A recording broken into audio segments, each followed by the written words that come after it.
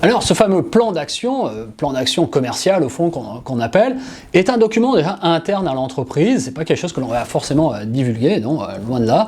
On va le garder pour nous parce que ça fait partie de la stratégie au fond de développement de l'entreprise.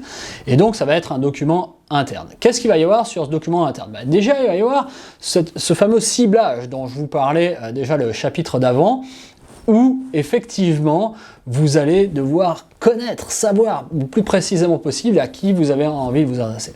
Et puis dans un deuxième temps, il y aura effectivement les actions détaillées de ce que l'on va faire pour justement aller rencontrer ces personnes. Donc comment définir un plan détaillé? Donc on va définir, puis on va hiérarchiser au fond les différentes actions, et à travers une chronologie très précise, on va pouvoir élaborer notre plan sur 3 mois, sur 6 mois, sur 1 an, ça va dépendre de l'échelle que vous souhaitez donner à votre prospection. En général, voilà, ça peut être sur une année complète, mais ça peut être aussi sur un semestre ou sur un trimestre. Il n'y a pas de règle par rapport à ça. Quelle est la mise en œuvre de ce plan d'action commerciale? Déjà, ça va être de se poser les bonnes questions.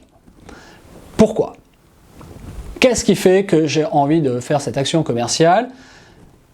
Pourquoi elle est là? Et il va falloir y répondre précisément. Maintenant, ça va être quoi, effectivement? Qu'est-ce que je vais y mettre dedans? Quelle est la cible? Je n'y reviens pas dessus, je vous l'ai suffisamment expliqué, mais c'est une question fondamentale. Viendra le comment. Comment je vais toucher cette cible? On en a parlé aussi, que ce soit par des anciennes méthodes, par des nouvelles méthodes, que ce soit par de l'inbound, par de l'outbound, mais du coup, comment? Combien de temps ça va durer, combien de moyens on va y mettre, combien de publicités on va pouvoir faire, ou de salons, ou combien de... on va envoyer de commerciaux peut-être sur les routes pour justement aller toucher notre cible. Combien est une question majeure, importante, parce que effectivement ça a un coût très important, la prospection, et il va falloir quantifier tout ça. Et puis enfin, on va se poser aussi la question de quand, quel est le rétro-planning au fond, et au-delà du quand, on va dire quels sont aussi les objectifs que je vais vouloir toucher dans le laps de temps imparti par rapport à ma campagne de prospection. Je vais vous laisser aussi découvrir en dessous de la vidéo un vrai plan d'action. Alors vous verrez, c'est assez dense, c'est assez compact, mais allez-y, jetez un coup d'œil, ça peut être vraiment intéressant pour voir un petit peu comment ça se passe, et du coup qu'est-ce que l'on peut mettre effectivement dans un plan d'action commerciale.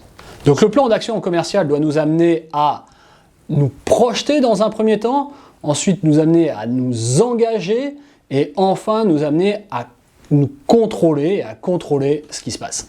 Donc pour récapituler, on va voir au fond 6 étapes pour vraiment bien construire ce plan d'action commerciale, et comme ça vous aurez un résumé en 6 étapes pour savoir ce que vous devez faire et pourquoi vous devez le faire et comment vous devez le faire.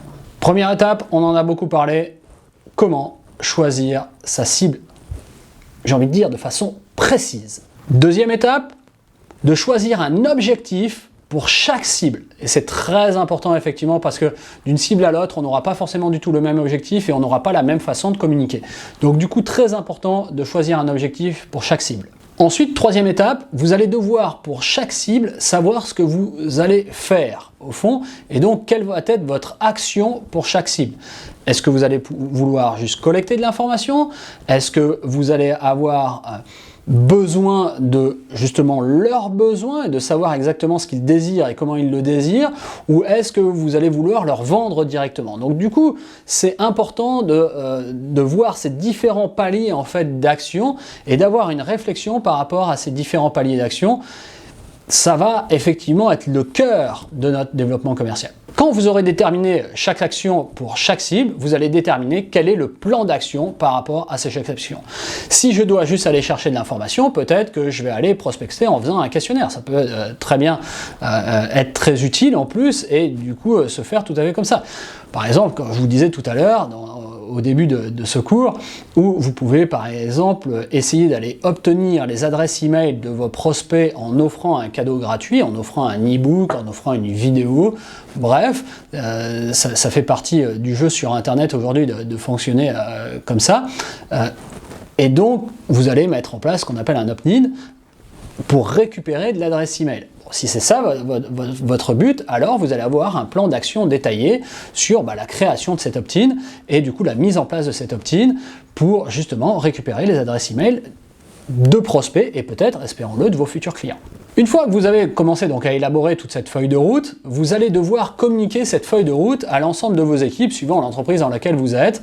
Et donc du coup vous allez partager cette feuille de route avec notamment les équipes commerciales bien évidemment, mais peut-être pas que, il y a peut-être d'autres services qui peuvent être intéressés dans l'entreprise, mais l'idée c'est de diffuser l'information justement et que tout le monde puisse être concerné par cette feuille de route et par ce plan d'action commercial.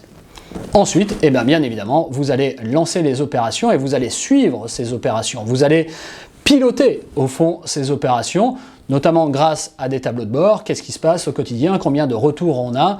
Combien de prospects on a touché? Combien de personnes ont vu notre publicité? Combien peut-être de personnes sont rentrées en contact directement avec nous ou avec qui nous sommes rentrés en contact? Combien peut-être à la sortie de clients nous avons eu aussi? Quel chiffre d'affaires ça a pu rapporter? Quel chiffre d'affaires en proportion des sommes dépensées, notamment par rapport à la publicité ou par rapport au temps qui sont passés, etc. etc. Tout simplement, piloter, c'est vraiment l'ultime étape une fois qu'on a construit notre plan de prospection. Ça va donc nous conduire tout naturellement à mesurer l'efficacité de notre plan d'action et c'est ce que nous allons voir dans ce nouveau chapitre.